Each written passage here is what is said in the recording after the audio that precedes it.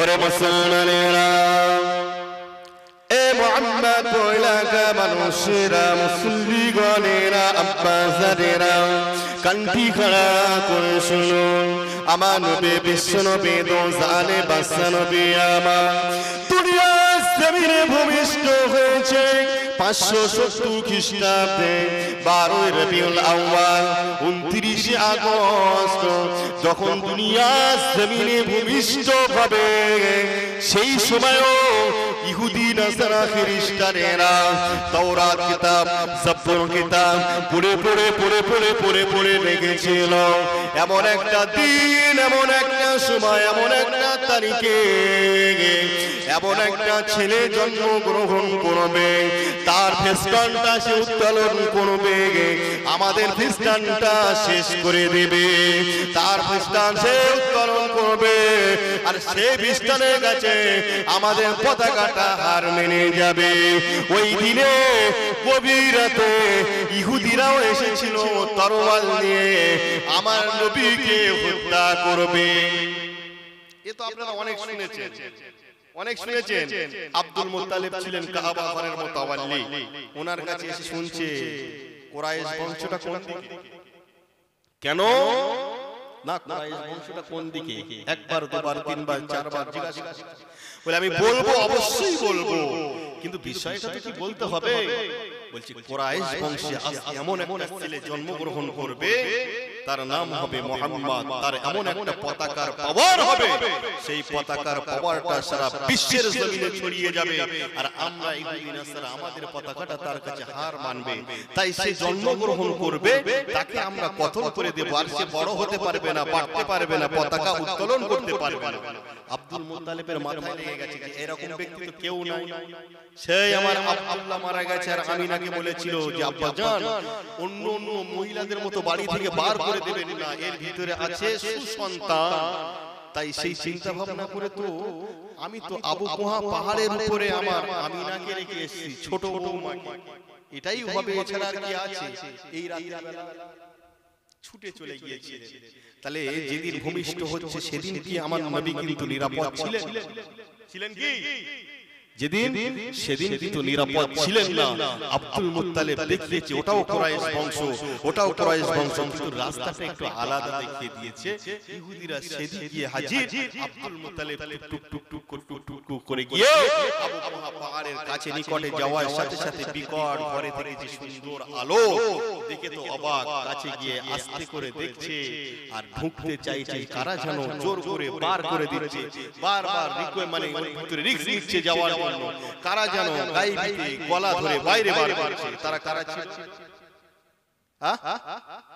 তারা ছিল আমার আল্লাহ পাকের মালায়েকা ফেরেশতা। একবার জোরে বলুন সুবহানাল্লাহ। তাই আমি আপনাদেরকে বলতে চাই, এ মুসলমানেরা, বিশ্ব নবী দুজানে বাদশা নবী আমার না না না উতবা উতাইবা শাইবা আবু জাইলদের এত অত্যাচার সহ্য করতে পারে না, সহ্য করতে পারে না। আমার নবী বিশ্ব নবী দুজানে বাদশা নবী আমার আর সহ্য না করতে পেরে টুক টুক টুক টুক টুক টুক টুক টুক করে আগিয়ে চলে যায়। আগিয়ে গিয়ে আমার নবী বিশ্ব নবীর শ্বশুর আব্বা হলো আবু বকর, বিশ্ব নবী দুজানে বাদশা নবী বৃদ্ধ সাহাবা হলো আবু বকর। আবু বকরের বাড়ির কাছে গিয়ে হাজির, আবু বকরের বাড়ির কাছে গিয়ে হাজির। ওখানে গিয়ে আস্তে আস্তে আস্তে আস্তে দরজায় আওয়াজ করতে লাগে। বাবুল মানে হলো দরজা, দরজায় আওয়াজ করতে লাগে, এমনকি দরজাটা খুলে দেয়। হযরতে আবু বকর সিদ্দিক দেখার সাথে সাথে আসসালামু আলাইকুম ইয়া রাসূলুল্লাহ ইয়া হাবিবাল্লাহ, হুজুর কি ব্যাপার, আপনি কেন আমার বাড়িতে এসেছেন, গৃহে এসেছেন?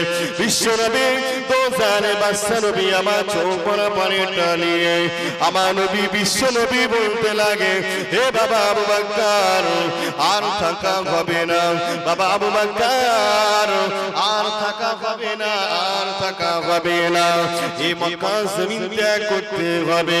হুমকি দিচ্ছে, বারে বারে বারে বারে হুমকি চলে আসে, আমার উপরে অত্যাচার নেমে আসে।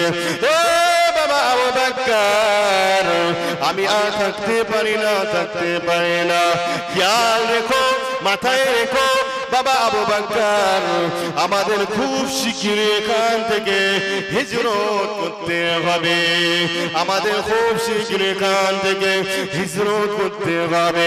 বাবা আবু বকর কথাটা মাথায় রেখো, বাবা আবু বকর কথা মাথায় রেখো। বিশ্বনবী কথাটা বলে নিয়ে চলে আসে নিজ গৃহে। আবু বকর সিদ্দিক রাদিয়াল্লাহু তাআলা আনহু আমার নবী পাগল, আমার নবী দিওয়ানা। আবু বকর সিদ্দিক রাদিয়াল্লাহু তাআলা আনহু ফজরের নামাজ আদায় করে, যোহরের নামাজ আদায় করে, আসরের নামাজ আদায় করে, মাগরিবের নামাজ আদায় করে, এশার নামাজ আদায় করে, যত তাড়াতাড়ি পারে ইবাদত গুলো সেরে নিয়ে খাওয়া দাওয়া কমপ্লিট করে নিয়ে নিজের দরজায় পিঠটা ঠেকিয়ে লিখে দিয়ে দাঁড়িয়ে দাঁড়িয়ে দাঁড়িয়ে দাঁড়িয়ে সারা রাতটা পার করে দেয়। আরো জোরে বলো, দাঁড়িয়ে দাঁড়িয়ে পার করে দেয়। একদিন দুদিন তিন দিন চার কিছুদিন পার হয়ে যায়, বিশ্বনবী দুজানে বাদশা নবী আমার চলে আসে, আর সহ্য করতে পারে না। আবু বকর আপনি বাড়ি গেছে শাস্তি করে ডাকে দেয়, দরজাটা খুললেন না। হে বাবা আবু বকর আস্তে করে ডাক দেয়, যখন আস্তে করে ডাক দেয় দরজাটা খুলে দিয়ে লাভ মেরে লাব্বাইক ইয়া রাসূলুল্লাহ, ইয়া রাসূলুল্লাহ, ইয়া হাবিবাল্লাহ, হুজুর হুজুর বলুন, হুজুর বলুন কি ব্যাপার, আপনি কেন রাতে এত গভীর রজনীতে এসেছেন? বিশ্বনবী দেখে তো অবাক হয়ে যায়। বাবা আবু বকর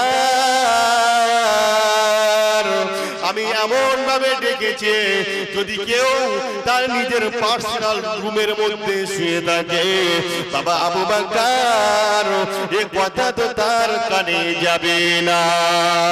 এ বাবা আবু বকর কি ব্যাপার, তুমি কেমন ভাবে আমার এই ডাকটা শুনতে পেলে?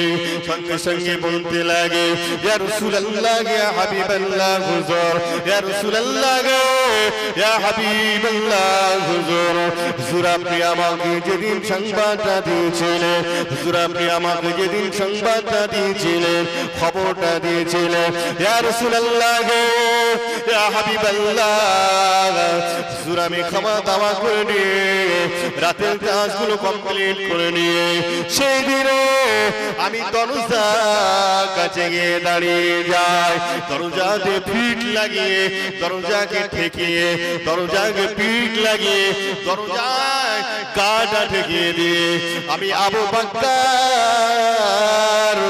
সারা রাতটা পার করে দিই। আরো জোরে বলুন, ইয়া রাসূলুল্লাহ, ইয়া হাবিবাল্লাহ, আপনি যেদিন বলেছিলেন, আপনার মুখ থেকে যেদিন জারি হয়েছিল, সেই দিন থেকে আমি আবু বকর আর কোনদিন রাতের বেলা বিছানায় শুই না। একবার জোরে বলুন, আরো জোরে বলুন। আর আমাদের সব আন্দোলন কি সর্বনাশ, একদিকে একটা কিছু হয়ে যাচ্ছে আর একদিকে চেঞ্জ করে দিচ্ছে, আর একদিকে চেঞ্জ করে দিচ্ছে, কি অবস্থা। আমরা করব, আমরা কোনো পারমিশন নেব না, আমরা করব কোনো পারমিশন নেওয়ার দরকার নেই। আমাদের পারমিশন নেব কারণ আমরা সেখানে কি করতে যাচ্ছি? পারমিশন নেব। জীবন নিয়ে টানাটানি আমাদের উপরে জিহাদ ঘোষণা, হাদিস ও কোরআন অনুযায়ী জিহাদ ঘোষণা করতে হবে। মসজিদের উপরে হাত পড়েছে, মসজিদের উপরে হাত পড়েছে, মাদ্রাসায় হাত পড়েছে, কবরস্থানে হাত পড়েছে, ঈদগার ময়দানে হাত পড়েছে। আপনি কত বড় নেতা হয়েছেন মিয়া, এমএলএ, মন্ত্রী, আপনার বোন মারা গেছে, আপনি ফোন করবেন কাল সকাল 10টার কমে আপনার অফিস খুলবে না, কোথা থেকে আপনি পাস নিয়ে আসবেন? কোন কবরস্থানে যাপন করবেন, কোথা থেকে নিয়ে আসবেন? আপনি এমএলএ, আপনার হয়তো একবার ফোন সে তুলবে যে বাবু আমি যাই সকালে, আপনারটা দরকার আগে হবে, এই কথা সে বলবে। কিন্তু আপনি কি রাতে সিদ্ধান্ত নিতে পারবেন? বলুন, রাতের বেলা সিদ্ধান্ত নিতে পারবেন? পারবেন না।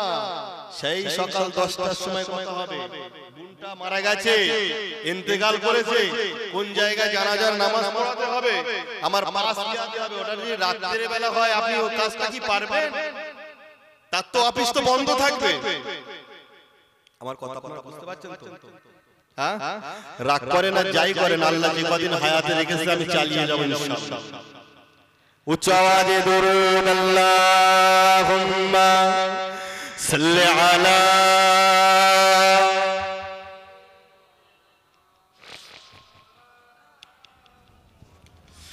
ওয়া আলা আলি।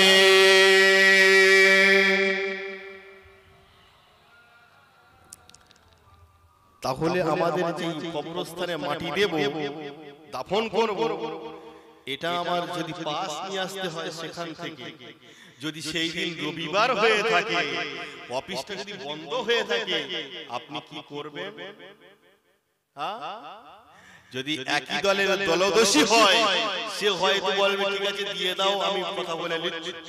আপনারা বলবেন সুলতান ভাই আছে, সুলতান ভাই কথা বলে নেবে, লে।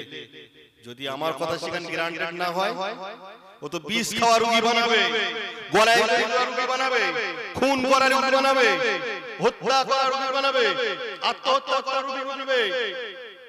বুঝতে পারছেন তো? ওই লাশ তো তুলবে, আমাদের না জানিয়ে করেছে কেন? হ্যাঁ, আমার যদি এলাও না হয় যে ও কি বড় হয়ে গেছে, আইনের উপরে কথা বলছে, আইনের উপরে কথা বলছে, আমি হয়তো আমার পাওয়ারে বললাম যে হ্যাঁ করে দাও, আমি কমে করে নিচ্ছি, 10টায় আমি যাব, কাল অফিসে যাব, বিডিওয়ে যাব, কি পঞ্চায়েতে যাব, সেখানে গিয়ে আমি কথা বলে নিচ্ছি, দিয়ে দাও। যদি আমার কথাটা গ্যারান্টেড হয়, এলাও না হয়, ও লাশ তো তুলবে, যে আমাদের না জানিয়ে দিয়েছে। বুঝতে পারছেন কি হচ্ছে? তা আমাদের ভবিষ্যতে আমরা বসে আছি, কিছুই জানি না, বসে আছি কিছুই জানি না, আমাদের সেদিন হারিয়ে ফেলেছি। হযরত আবু বকর সিদ্দিক বলতে লাগে, ইয়া রাসূলুল্লাহ, ইয়া হাবিবাল্লাহ, হুজুর আপনি আমাদেরকে কি ডাকটা দিয়েছিলেন, সংবাদটা পৌঁছে দিয়েছিলেন, ইয়া রাসূলুল্লাহ, ইয়া হাবিবাল্লাহ হুজুর, ওই দিন থেকে আমি আবু বকর আর কোনদিন বিছানায় পিঠ লাগাই না, ইয়া রাসূলুল্লাহ, ইয়া হাবিবাল্লাহ হুজুর, ওই দিন থেকে আমি আবু বকর দরজায় পিঠ লাগিয়ে সারা রাত দাঁড়িয়ে পার করে দে। আরো জোরে বলো, আরো দাঁড়িয়ে পিঠ লাগিয়ে রাত পার করি, আর আমরা ডেকে গলা শেষ, মানুষ আসতে চায় না। আরে বাবা তুই মার খাবি না দেখি, আর একজন খাবে, আমি মার খাবো না দেখি অন্য জনা খাবে, তাদের তো সব এক, সব এক, শুধু ডিস্টার্ব এই মুসলমান ডিস্টার্ব। আমি আপনাদের কাছে পায়ে ধরে বলি, এমনও দিন চলে আসবে আপনার ভাইকে ধরে মারবে, আপনি দেখে চলে যাবেন, বলার ক্ষমতা থাকবে না। আপনাকে ধরে মারবে, আপনার ভাইটা অন্য রাস্তা দিয়ে চলে যাবে, আপনার দিকে ফিরে তাকাবে না। বুঝতে পারছেন? আপনার দিকে ফিরে তাকাবে না। আমি আপনাদের পায়ে ধরে বলি, এই আমাদের সময় এসেছে, সুযোগ এসেছে, সব এক এখন মারপিট হিংসা হিংসি দলদাসি সব ভুলে যান, সব ভুলে যান। এখন যতই শত্রু একটা গ্রামে হোক না কেন, মারা গেলে অন্য কবরস্থানে কিন্তু দাফন করা হয় না, কবরস্থানে দাফন করা হয়। বুঝলেন? এগুলো আপনাদের মাথায় রাখতে হবে, আমার মাথায় রাখতে হবে। আমরা যদি সেইগুলো না মাথায় রাখি কিন্তু খুব কষ্টকর, সে কষ্টকর বলা যাবে না। তাই আমি আপনাদের কাছে আরজি করব, এসে বসুন, যতক্ষণ আল্লাহ বলায় বলার তৌফিক আমার আল্লাহ দান করেন। বলুন আল্লাহুম্মা আমিন। একটু জোরে বলুন আল্লাহুম্মা আমিন। বিশ্ব নবী বলছে তোমরা আল্লাহকে ভালোবাসো, কারণ পৃথিবীর জমিনে ইবাদতের ভিতরে শ্রেষ্ঠ ইবাদত হলো ইবাদাতুস সালাহ। আফদালুল ইবাদাত ইবাদাতুস সালাহ। মানে করতে গেলে, উর্দু পড়া পড়তে গেলে ওই দোয়াতের জায়গায় জল্লিন পড়ে, দোয়াতের জায়গায় জল্লিন পড়ে, কিন্তু কোরআন শরীফ পড়তে গেলে জল্লিন পড়া যাবে না, জল্লিন পড়া যাবে না, জল্লিন পড়া যাবে না। কোরআন পড়তে গেলে ওকে দল্লিন পড়তে হবে। ঠিক আছে? ওখানে দোয়াত আছে, দোয়াত। হ্যাঁ, হালকা উচ্চ ভাষায় পাঠ করতে হয়, উচ্চ ভাষায়। আর বিভিন্ন মানে আপনার কি বলবো, উর্দু এমন একটা ভাষা, উর্দুর সঙ্গে আরবির অনেক মিল আছে, আবার দেখবেন উর্দু মানের সঙ্গে আরবি মানে অনেক মিল নেই। তাই আমি আপনাদের বলছি পৃথিবীর জমিনে আফদালুল ইবাদাতি ইবাদাতুস সালাহ। একবার জোরে বলুন সুবহানাল্লাহ। ইবাদাতুস সালাত মানে হলো নামাজ। পৃথিবীর ভিতরে সর্বোত্তম ইবাদত হলো নামাজ। আফদালুল যিকরি যিকরি লা ইলাহা ইল্লাল্লাহ, যিকরি লা ইলাহা ইল্লাল্লাহ মুহাম্মাদুর রাসূলুল্লাহ সাল্লাল্লাহু আলাইহি ওয়াসাল্লাম। ঠিক আছে? আমার নবী বলছে তোমরা আল্লাহকে ভালোবাসো। কাকে? আল্লাহকে। তার যত বেশি ইয়া রাসূলুল্লাহ, ইয়া হাবিবাল্লাহ, হুজুর কেমন ভাবে প্রেম করতে হয় তো জানি না, কিভাবে ভালোবাসতে হয় তো জানি না।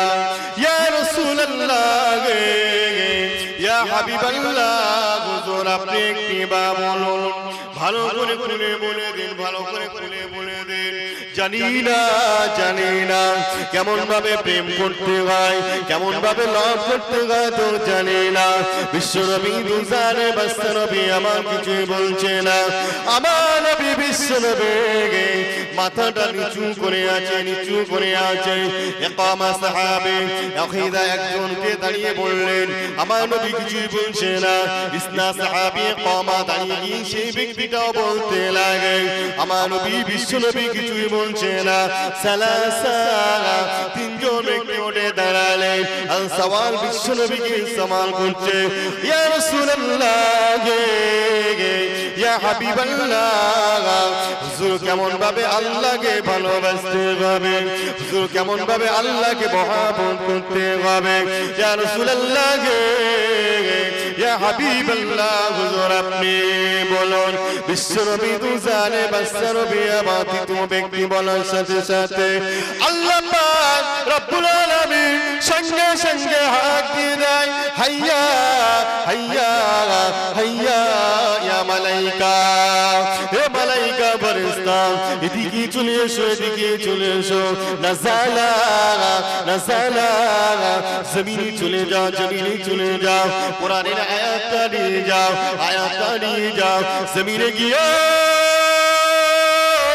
আমার হাবিবের কাছে এই কোরআনের আয়াতটা পৌঁছে দাও। একবার জোরে বলুন, কি দিচ্ছে? কোরআনের আয়াত। জিবরাইল ফেরেশতা ডানা মিলিয়ে ডানা মিলিয়ে ডানা মিলিয়ে আমার নবী বিশ্ব নবীর কাছে আসে। আসসালামু আলাইকা ইয়া রাসূলুল্লাহ, ইয়া হাবিবাল্লাহ, হুজুর হুজুর আপনি এমন ভাবে মাথা নিচু করবেন না। ইয়া রাসূলুল্লাহ, ইয়া হাবিবাল্লাহ, হুজুর হুজুর মাথা তুলুন, মাথা তুলুন, এমন ভাবে মাথা নিচু করে থাকবেন না। আমি অন্য কেউ নয়, দুনিয়া কোনো মানুষই নাই, দুনিয়া কোনো মনীষী নাই। ইয়া রাসূলুল্লাহ, ইয়া হাবিবাল্লাহ, হুজুর আমি হলাম আল্লাহ পাকের পাঠানো হযরতে জিবরাইল ফেরেশতা। আরো জোরে বলবো সুবহানাল্লাহ, আরো জোরে বলবো সুবহানাল্লাহ। ইয়া রাসূলুল্লাহ,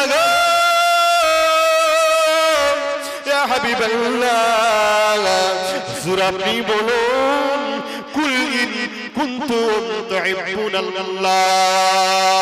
তিন পারার ভিতরে 7 চাপা এমনকি 4 পৃষ্ঠা 13 চাপা, আয়াত সংখ্যা হলো 30-31, সূরার নাম হলো সূরা আল ইমরান। এর ভিতরে আমার আল্লাহ পাক রব্বুল আলামিন বলছে ইন কুনতুম তুহিব্বুনাল্লাহ, যদি কেউ আমার আল্লাহকে ভালোবাসে, আল্লাহকে মহব্বত করতে চায়, ভালোবাসতে চায়, মহব্বত করতে চায়, ইত্তিবা করতে চায়, ফাত্তাবিউনি ইউহিব্বুকুমুল্লাহ। অতঃপর তারা যেন সর্বপ্রথমে আমার হাবিবকে অনুসরণ করে, আমার হাবিবকে ইত্তিবা করে, আমার হাবিবকে ভালোবাসে, আমার হাবিবকে মহব্বত করে। ওয়াগফির লাকুম, আমি আল্লাহ ক্ষমাশীল যুনুবাকুম, আমি আল্লাহ অন্তর্যামী, আল্লাহু গফুর রহিম। অতএব আমি আল্লাহ পাক রব্বুল আলামিন দয়ালু দাতা। একটু জোরে বলুন না আমার কথা আজকে আমরা মরেছি এখানে, আজকে আমরা মরেছি এখানে। ভাই হয়ে ভাইয়ের পাশে থাকে না, ভাই হয়ে বোনের পাশে থাকে না, যে যার নিজের জন্য ব্যস্ত, যে যা নিজের জন্য ব্যস্ত। আজকে আমাদের জায়গাটা এই, কিন্তু আমার নবী বিশ্ব নবী যে যাকাত প্রচলন করার জন্য যেটা দিয়েছিল, এটা কিসের? এ মুসলমানেরা, সারাংশে আছে কি? সারাংশে আছে আমার আল্লাহ পাক রব্বুল আলামিন বলছে না না না, এ আমার বান্দা, এ আমার বান্দি রে, শুনে গিয়ে দাও, জেনে গিয়ে দাও, আমি আল্লাহ পাক রব্বুল আলামিন আমাকে ভালোবাসতে হবে না, আমি আল্লাহ পাক রব্বুল আলামিন আমাকে মহব্বত করতে হবে না, আমি আল্লাহ পাক রব্বুল আলামিন আমাকে প্যার করতে হবে না, ভালোবাসতে হবে না, মহব্বত করতে হবে না। তোমরা সর্বপ্রথমে সর্বগ্রে তোমরা আমার হাবিবকে মহব্বত করো, হাবিবকে মেনে নাও, হাবিবকে ভালোবাসো, হাবিবকে মহব্বত করো। আমি আল্লাহ পাক রব্বুল আলামিন জানিয়ে দিলাম আমার হাবিবের সিলাগে যারা আমার হাবিবকে মহব্বত করলো, ভালোবাসলো, প্যার করলো, ইত্তেবা করলো, অনুসরণ করলো, হাবিবের সিলায় ডাইরেক্ট তারা জানো আমি আল্লাহ পাক আমাকে ভালোবাসলো। আরো জোরে বলুন, আরো জোরে বলুন, তাকে আরো ভালোবাসলো, মহব্বত করলো। বুঝলেন? ধনী কারা ছিল, কিভাবে দিয়েছিল আমরা জানি না, তো ওইভাবেই থাকবে, যা আসে ওইভাবে হালকা আসলে। ধনী ছিল উসমান গনি, ধনী ছিল উসমান গনি। বিশ্ব নবী আমার কি করছে? আমার নবী বিশ্ব নবীর সময় প্লাবন হয়েছে, প্লাবন হয়েছে, বন্যা হয়েছে, মানুষ খেতে পাচ্ছে না, পরনের কাপড় পাচ্ছে না, কি খাবে, কি করবে, কিভাবে চলবে, কি হবে, এইভাবে দুনিয়ার জমিনে বড় মানে অসুবিধা অনটনের মধ্যে চলে এসেছে। আর ওই সময়ে আমার হযরতে আলী রাদিয়াল্লাহু তাআলা আনহু কি করছে? বিদেশ থেকে নদী পথে, পানি তো বন্যা হয়েছে, নদী পথে বিদেশ থেকে জাহাজ ভর্তি করে, অনেক টাকা, অনেক মূল্য জাহাজ ভর্তি করে মাল ক্রয় করে এনে মক্কা এক জায়গায় পর্বতের কাছে সেই জায়গাটায় রেখে টাল করেছে। কে? হযরতে আলী রাদিয়াল্লাহু, হযরতে ওসমান গনি রাদিয়াল্লাহু তাআলা। এটা হলো আমাদের কাছে, সকলের কাছে হলো জীবিত জান্নাতের বাগান। আমার নবী বলেছে, একবার জোরে বলুন, আরেকটু জোরে, তাই উচ্চ আওয়াজে দরুদ আল্লাহুম্মা সাল্লি আলা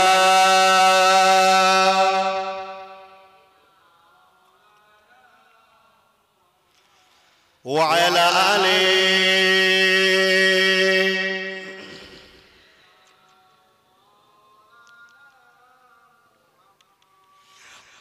আমাদের ছিল এক সোনালি ওয়াতে নাড়িয়ে দিতাম সব জালেমের বিষ আমাদের ছিল এক সোনালি ওয়াতে নাড়িয়ে দিতাম সব জালেমের বিষ আইন ছিল শুধু ইনসাফের জুলুম রুখে দিতে হতো নাদের আমাদের ছিল এক সোনালি ওয়াতে নাড়িয়ে দিতাম সব জালেমের বিষ আইন ছিল শুধু ইনসাফের জুলুম রুখে দিতে হতো নাদের আমাদের সে অতীত হারিয়ে গেছে মজলুম আজ তাই কেঁদে মরে হারিয়েছি যা তাকে পাবো ফিরে তুমি না জাগলে তাকে ফেরাবে কে শাবাব ইস্তাইকিস শাবাব ইস্তাইকিস যুবক জেগে ওঠো হে যুবক জেগে ওঠো আমাদের ছিল এক সোনালি ওয়াতে নাড়িয়ে দিতাম সব জালেমের বিষ আইন ছিল শুধু ইনসাফের জুলুম রুখে দিতে হতো নাদের সেই সময় হারিয়ে গেছে আর হবে না আর পাওয়া যাবে না আমাদের সে অতীত হারিয়ে গেছে মজলুম আজ তাই কেঁদে মরে হারিয়েছি যা তাকে পাবো ফিরে তুমি না জাগলে তাকে ফেরাবে কে শাবাব ইস্তাইকিস শাবাব ইস্তাইকিস যুবক জেগে ওঠো হে যুবক জেগে ওঠো তুমি কি শোনোনি খালিদের কথা সালাউদ্দিনের শতবীর গাথা তুমি কি শোনোনি খালিদের কথা সালাউদ্দিনের শতবীর গাথা যুগে যুগে তারা ছিল উম্মার ক্রেতা তবে কেন আজ মনে সে পাথর ব্যথা সিরে আকাশ মেরে আরাকার ওই গোরে ডাকছে তোমারি ভাই মিটাবে জুলুম চিরতরে তাকে কোথা খুঁজে বলো পাই হারিয়েছি যা তাকে পাবো ফিরে তুমি না জাগলে তাকে ফেরাবে কে শাবাব ইস্তাইকিস শাবাব ইস্তাইকিস যুবক জেগে ওঠো হে যুবক জেগে ওঠো তুমি আজ মজে আছো ভোগ বিলাসে ওদিকে তোমার বোন কাঁপে ত্রাসে তুমি আজ মজে আছো ভোগ বিলাসে ওদিকে তোমার বোন কাঁপে ত্রাসে যাকে কব দেখনি সর জালকে সে বোন আজ লাঞ্ছিত বারে বারে ভারত ফিলিস্তিনে ওই করো আরাকানে কাঁদছে তোমারি বোন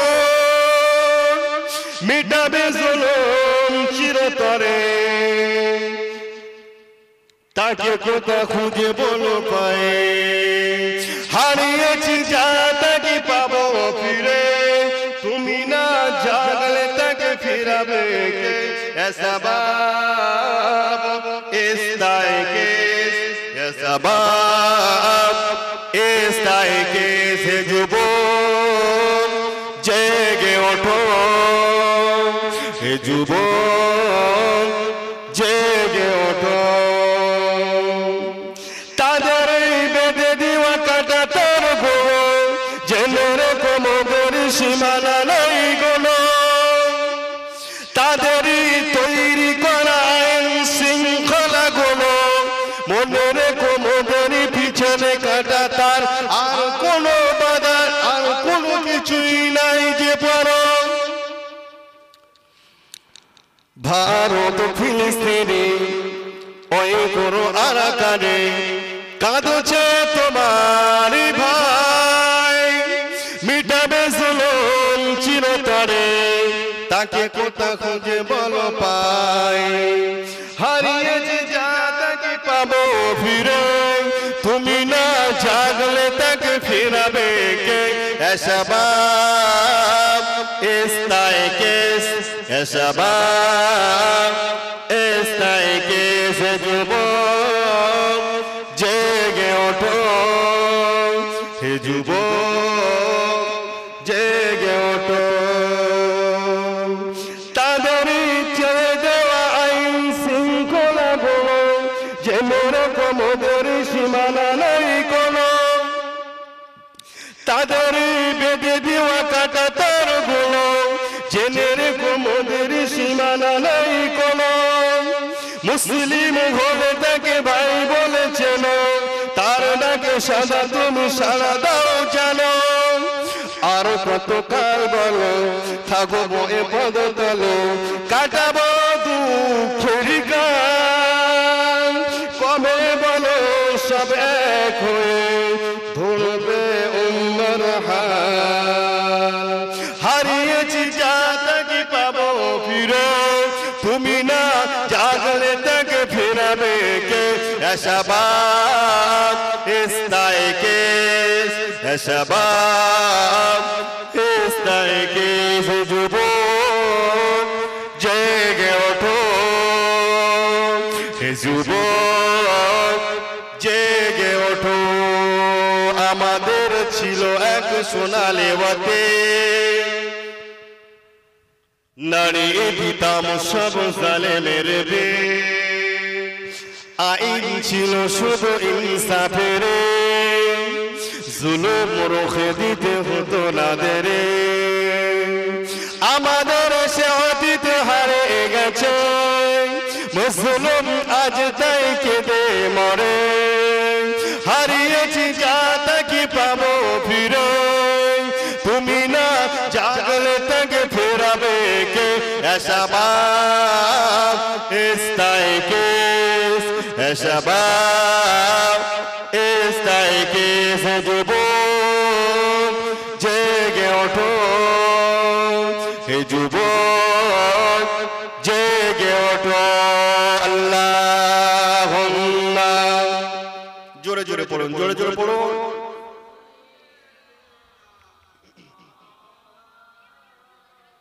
وعلى آله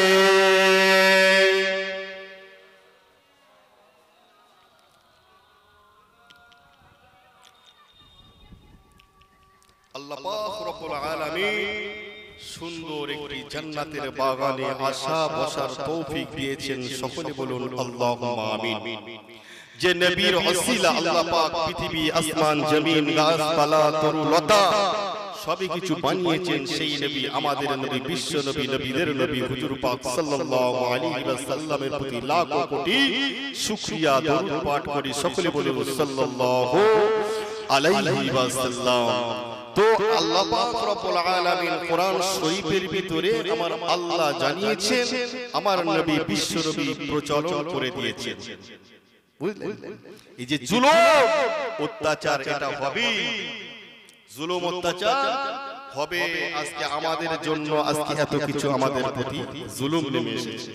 আমরা যদি এক জায়গায় থাকতাম, আমরা যদি এক জায়গায় থাকতাম, সরু কঞ্চি একটা করে নিলে তো ভেঙে যাবে, কিন্তু ওই কঞ্চি পাঁচটা এক জায়গায় করলে তার একটা শক্তি হবে তো নাকি?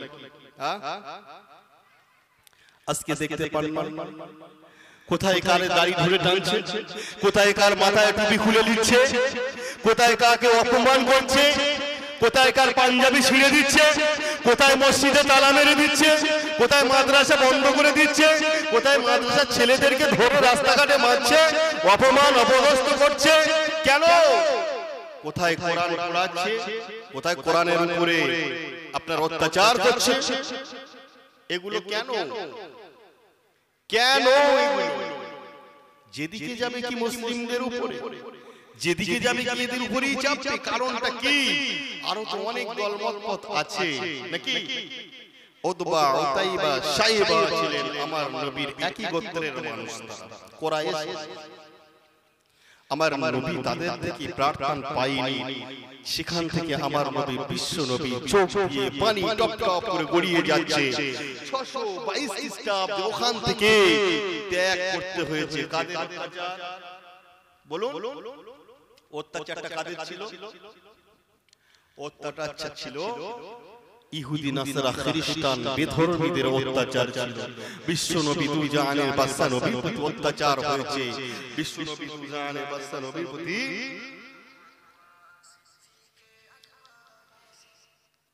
অত্যাচার হয়েছে। কারণ অত্যাচার, সেই অত্যাচার আমার নবী নিজের জন্মভূমি ত্যাগ করে চলে গেছেন। কোথায়? মদিনা। আর ওই মদিনায় সেখানে গিয়েও আবু জাহেল বদরের যুদ্ধ, সেখানে গিয়েও মোটামুটি অত্যাচার করেছে। লোক সহ দলবল সহ সেখানে গিয়েও অত্যাচার করেছে। বিশ্ব নবী দুই জাহানের বাদশা নবীর কাছে খবর চলে এসেছে। আমার নবী জানে যে এর ভিতরে চলে আসবে। এখানে অনেক দলমত পথ, এখানেও তো ইহুদি, নাসারা, খ্রিস্টান, এখানে তো বিধর্মীরা রয়েছে। শুধু যে কয়েকজন যারা মুসলিম মানে ধর্ম গ্রহণ মানে কলেমা পড়ছে, এরা তো শুধু নয়,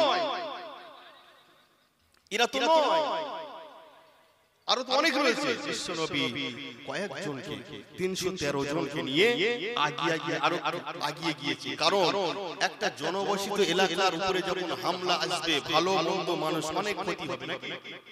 তাই একটু ওখান থেকে দূরের দিকে গিয়েছে তাদের আগাম জানানোর জন্য যে ওখানে তো অনেক মানুষ বাস করে বিভিন্ন, সবচেয়ে আমার কালেমা পড়েছে নাই, তা আপনি ওখানে যাবেন না, এখান থেকেই মোকাবেলা, এখান থেকেই সব কথাবার্তা হয়ে যাতে বুঝিয়ে দেওয়া যায়। আবু জেহেল সে সুযোগ পেয়ে গেছে, এই তো পেয়ে গেছি, একা পেয়ে গেছে, অল্প দলবলের মাঝখানে পেয়েছি, এইবার হবে দেখে শেষ করতে।